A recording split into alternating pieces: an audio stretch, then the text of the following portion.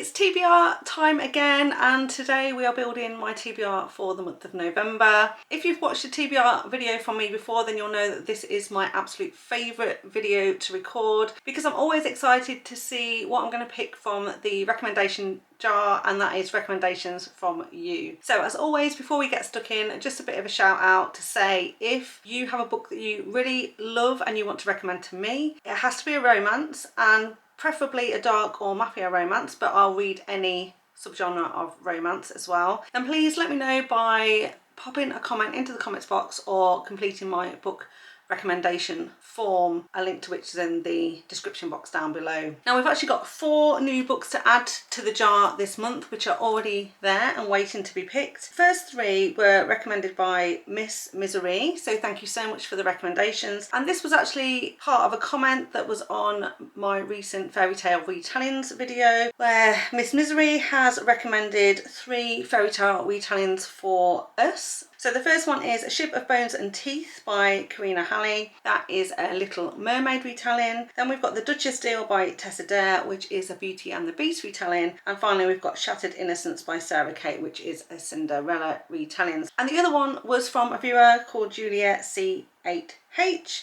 and they have recommended The Legend Next Door by Jessie H. Rain, which looks like an ex-ice hockey player, single dad style of romance. So all of those 4 recommendations have been popped into the jar for a chance to be pulled out this time. So let's get stuck straight in then and pick from this jar here, which is always where I start, and this is the recommendation jar where I put your recommendations. So in here we've got quite a few stars now with your recommendations. I always pick 2 from this jar. So I'm just going to give them kind of a bit of a shake and also tip them out a little bit. And I'm going to pick a green and a yellow star today. So I've got these 2 here, a green and a yellow star, and let's see what we've got. So I'm going to start with this green star here. Let's see what we've got. Okay, so the first one I've got is Meet Me in the Dark by J.A. Huss. This is a dark romance and it was recommended by Lena KS5NI. So I'm just going to hold this up so you can see that this is the one I picked. Hopefully that will focus there on the words. And then let's take a look to see what this one is about. Okay, so Meet Me in the Dark by J.A. Huss is actually book 7 in a series called Rook and Ronan, but it does look like it's a standalone. It's 390 pages and it was originally published in April of 2015, so it's a book that's 10 years old now. Now I have read a couple from J.A. Huss before, and she's a very unusual writer. She writes a lot of different styles of books. One of them was very much a rom-com, another one was kind of an erotic romance, and another one was very much a dark kind of MMA fighter romance that was quite difficult to read. So I'll be very interested to see what this one is like. But it basically says he's empty, inhuman, dishonest and cruel. She's never wanted anyone more. Sydney has lived in fear for 8 years after freelance assassin Merc failed to rescue her from a cult-like militia group. Left in the hands of a sadistic man, she did whatever it took to survive. But Merc's last words gave her hope he'd be back to finish the job. After Merc is betrayed by her father, Sydney becomes his target. He wields sex, drugs, lies and love like weapons. Merc knows just what to do with a fearful girl like Sydney. He's in control, he's always in control. But Sydney Channing is not what she appears, and Merc's only redeeming act, the very one that made Sydney's life a living hell, might just be his worst mistake yet. It says it's a standalone, non-traditional, dark, captive, romantic suspense, and it's not intended for sensitive readers. So if you've read this one, let me know how you got on with it. I'm very intrigued by this one and looking forward to giving it a go in November. So now let's take a look at this yellow one. Okay, so this one was actually recommended anonymously. Now I should mention you can do that if you want to fill in my book recommendation form. You don't have to tell me who you are. You can just tell me why you've recommended the book to me. And this particular one is Dark Desires by Effie Campbell, and I've written here that it's a book 4 in the McGowan Mafia series, and it's set in Scotland. I'll just hold this up so you can see that that is the one I've picked, and again hopefully that will focus there for you. So this is actually a 5-part Mafia series, and this one is book 4, like I've said. This one was published in October 2023 and is 308 pages. And the blurb on it says, she's everything he shouldn't want, but desire doesn't follow rules. Logan. My engagement is a power move, nothing more. She's perfect on paper. The merger between our families will solidify my empire. There's only one problem. I can't stop thinking about another woman. Too young, off limits, addictive. I should walk away before I burn everything down. But when she starts chasing me, I don't know if I have the strength to say no. Valentina. He found me on my campsite, dark, brooding, tattooed and completely unavailable. I should have kept it casual, but his filthy mouth and commanding presence crawl under my skin. Now that he's in my world for real, I'm done settling for less. This time, I want everything, even if it means seducing a man who swore he'd never touch me. And it says, Dark Desires is a standalone Scottish mafia romance full of forbidden heat, dangerous choices and the kind of obsession that can ruin everything. So I don't think I've actually read a Scottish mafia romance before, so this one will definitely be interesting. So thank you very much for the recommendation if it was you, and I look forward to picking that one up in November. Okay, so now with those 2 jar recommendations done, we now turn to this smaller jar, which is my 12 recommendations from 12 booktubers jar, and we've just got a couple of recommendations left in here now. So we've got a green one and 2 blue ones. So since I already picked out a green one, I'm going to pick this blue one here, and let's see what I've actually picked up here. So this one is actually The Playbook by Rebecca Jenshak.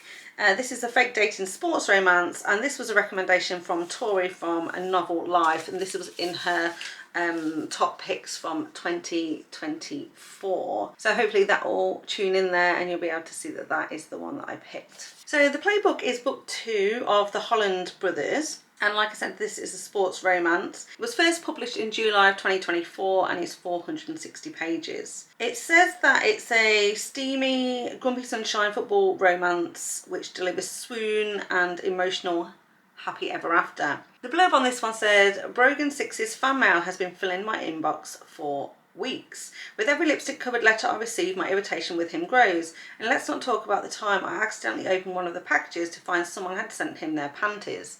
Gross. When I come face to face with my new nemesis, I expect to give him a piece of my mind and we'll go our separate ways. Me to an empty mailbox and him to sift through his panty collection.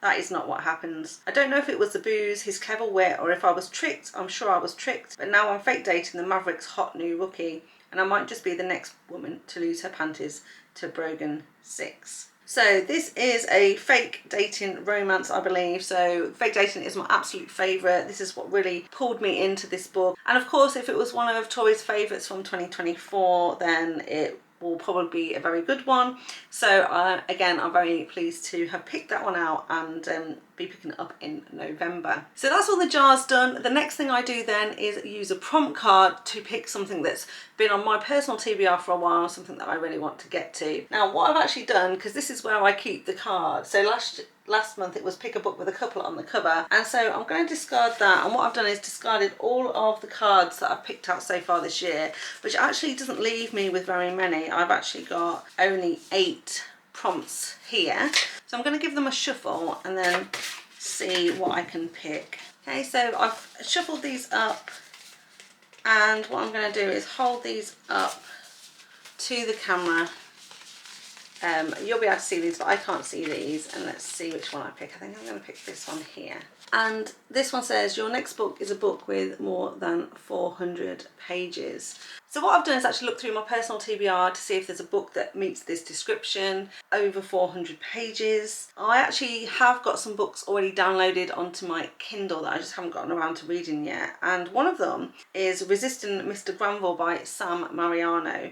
Now I have been meaning to read more from this author, and so when I checked, this has actually got 537 pages, so a pretty long book. But I do enjoy Sam Mariano's writing, so I'm going to give this one a go.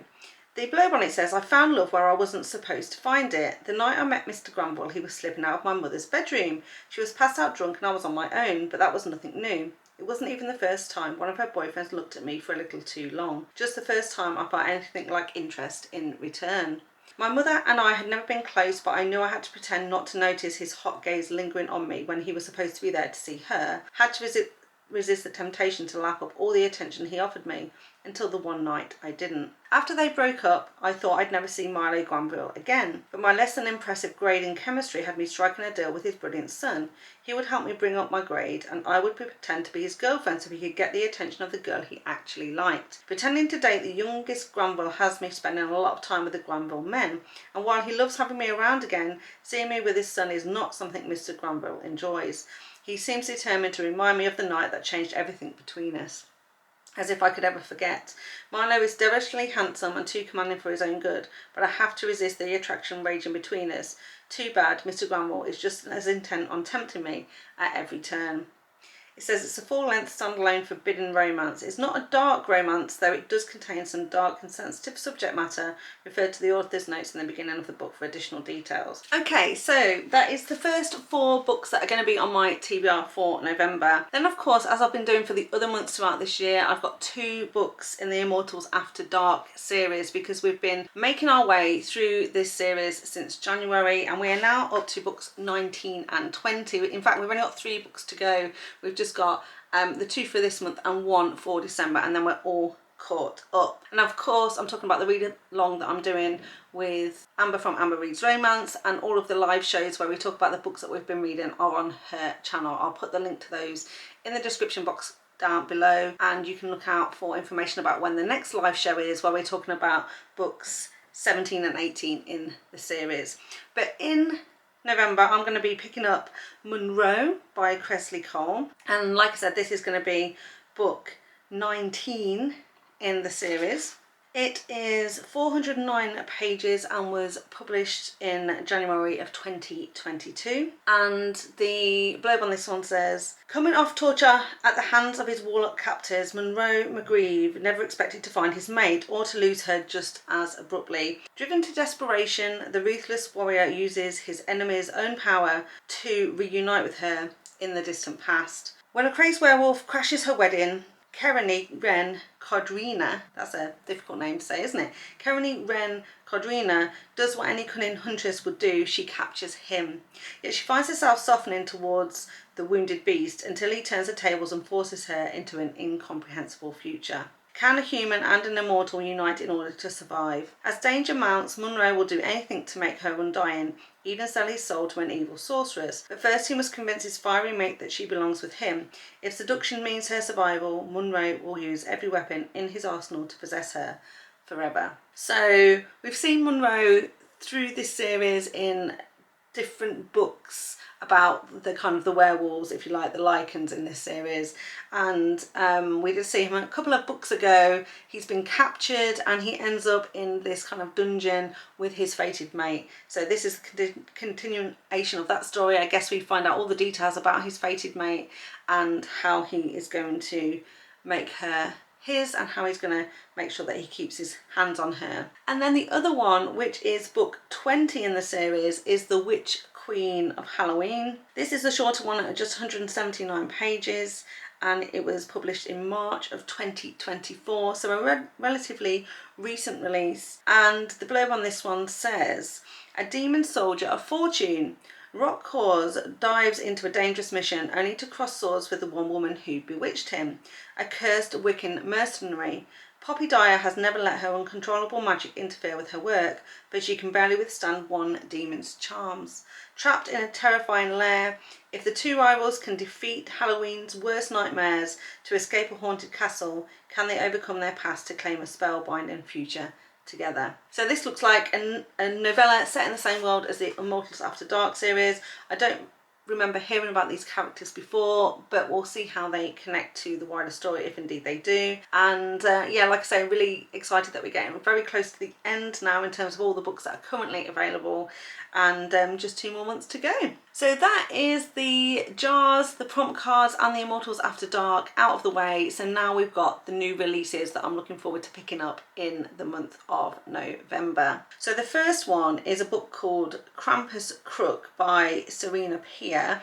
This is due out on the 5th of November. And I've just been approved for an arc of this one. So it could be that I actually read this right at the end of October, but with the amount of books that I'm actually planning to get through in October, it's likely that this one will be one of the first ones that I read in November. The good thing about this one though is that it's a short read. It's only 129 pages, so hopefully it won't take too long to read. And I've never read anything from this author before, but I was intrigued by it because it is a dark romance Christmas novella, and I wanted to read a few more Christmas stories so I could recommend some holiday romances to you guys. The blurb on it says, Christmas Eve, she walks into a bar, he sits beside her, no names, just heat. When he says he's the scariest one here, she only wants him more. Morgan simply needs to escape her family and disappear into a stiff drink for the night. Then a sexy silver fox offers the kind of distraction she should refuse, but going home sounds like torture and not the sexy kind. A filthy age gap, dark romance, Christmas novella, Krampus Kruk unwraps what happens when you go home with a stranger and discover he's no Santa, but the devil of Christmas himself. So like I said, that sounds like a fun holiday novella, and I thought I'd give that one a go. Next up, on the 6th of November, we are expecting Blackthorn by J T Geissinger. Now, I did apply for an ARC for this one, but wasn't successful. But this is due out, like I said, on the 6th of November, and it's supposed to be 357 pages. The blurb on this one says, 12 years ago, Maven Blackthorn fled her small hometown, leaving behind the wreckage of her mother's suspicious death. But now, drawn back for her grandmother's funeral, Maven steps onto Blackthorn soil once more, only to find herself thrust into a fresh nightmare. Her grandmother's body has vanished. The Blackthorns immediately suspect the Crofts, the ruthless titans of Croft Pharmaceuticals, whose bitter blood feud with the Blackthorns has spanned generations. But when Maven comes face to face with Ronan Croft, the son of her mother's suspected killer and the only man she ever loved, she discovers the forbidden passion they once shared is as alive and dangerous as ever. As long-buried family secrets claw their way to the surface, betrayal lurks behind every whisper, and old vendettas ignite anew. The deeper Maven digs for answers, the more treacherous the game becomes, and the one man she can never seem to escape is hiding the truth that could burn the whole world down. So this is supposed to be a gothic romance with dark themes and scenes that may not be suitable for everyone, and the tropes include revenge, touch her and die, shadier than shade hero, forbidden romance, grumpy, plot twist galore, Beauty and the Beast, enemies to lovers. So even the fact that this is a Beauty and the Beast, even if it's a hint of Beauty and the Beast, means that I'm all in. And of course, I always love J T Geisinger's books anyway, because I absolutely always love her male characters in particular and the banter between the couples. So really looking forward to this one. So the next one is Mountain Grump by S.J. Tilley. This is due out on the 20th of November. Now I have signed up for an ARC of this one, but I don't know if I've been accepted or not. But either way, I'll either read it early in November when the ARC comes out, or I'll pick it up as soon as it's released on the 20th of November. This particular one is book 3 of the Mountain Men series, which I've really been enjoying so far. And there's not much to tell you about this one because, in fact, the blurb has not been released for this one yet. It just says that it's about the park ranger and his curvy little obsession. So the park ranger is a character we've met in the previous book, so it'll be interesting to see who his love interest is going to be, and hopefully that will be another enjoyable read in that series. And the last one, which I'm most excited for, is Born for Marble by Nicci Harris, and I'm on Nicci Harris's ARC team. And in fact, just this morning as I'm recording this, I got an email asking if I want to opt into this one, so absolutely I said yes please, I would love to opt into this one. So hopefully I'll be getting this one pretty soon. I feel like it said that the ARCs would be out on the 17th of November, so not too long to wait. But this is book 3 in her Cradled Common series. It's definitely a dark dystopian romance series, and the blurb on this one says, take no man, bear no children, I am the queen of the cradle. In the dystopian land of the cradle, 10-year-old Tuscany begins her reign. Crowned as queen and mother, she endures harsh medical treatments designed to carve a living deity worthy of the people's reverence. Nurture, inspire, endure, that is her meaningful purpose. But Tuscany is more human than previous queens, becoming trapped in a cycle of mental instability, memory loss, and age regression. Before she fades away, her father is killed and her beloved brother takes the throne, granting her a guardian to protect, guide, and sacrifice himself for her. Kong the Unbreakable is a 7-foot-tall guardian with a stoic demeanour and a heart torn between loyalty and honour. As he stands watch at her door night after night, he quietly falls in love with the girl hidden behind it, the one too afraid to step outside and be strong. When Tuscany finally leads a campaign into the desert with Kong at her side, she tastes freedom for the first time. With each step away from her gilded cage, the closer she comes to her stoic guardian, and the fiercer her vows and her heart battle within her. In the cradle, love is not the goal, it is the rebellion. I have absolutely loved books 1 and 2 in this series. I've loved everything I've read by Nicci Harris so far, although I've only read a handful of books from her. So like I said, this is the one that I'm most excited to read in the month of November. I'm really, really looking forward to reading this couple's romance. So there we go, that is 10 romances that I am going to be picking up in the month of November. I hope you enjoyed this video. If you did, please give me a thumbs up. Remember to subscribe to the channel if you want to see more content from me. And remember, if you've got any books that you want to recommend to me, I'd love to hear from you. Please pop them into the comments down below or complete my book recommendation form, the link to which is also in the description box down below. So all that's left for me to do then is thank you so much for watching, and I'll see you next time. Bye. Today Jeez Louise, right. So now let's take a look at a yellow one. No, I can't put that in. Right. Sensibly now. Ooh, I'm terrible at shuffling. Keep dropping them. Right, so let's shuffle them up and see what we're gonna get. So I have got 5 new releases to share with you, but there are 5 books that are coming out, 3 of which I've actually got arcs for. So next up, I actually applied for another arc through Gray's Promotions called Until Death by Nicole Blanchard. I've not read anything from this author before, but it caught my eye because it is a dark romance. It's not actually due out to the 11th December. Don't have to read that one now. That's good. Take that off the list. So that actually basically means that for the intro for this part, I will need to say, I'm just gonna have to redo the intro, aren't I? Okay. And then I think you can just go into, first up is that Krampus Kruk, and hopefully I don't mention again that there's 5 books, and if there is, I don't know what I'm gonna do because I need to edit that out now.